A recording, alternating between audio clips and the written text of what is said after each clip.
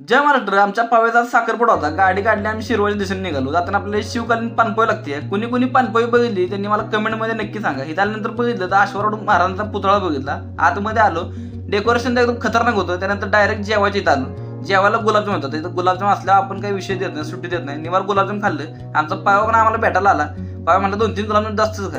कार्यक्रम सुरू झाला. नवरा बायकोनं एकमेकांना अंगठ्या विंगट्या घातल्या. निवार पोरांनी जल्लोष बिल्लोष केला, फटाकडे बिटाकडे स्टेजवर लावलं. दुराळा तर चालू होता.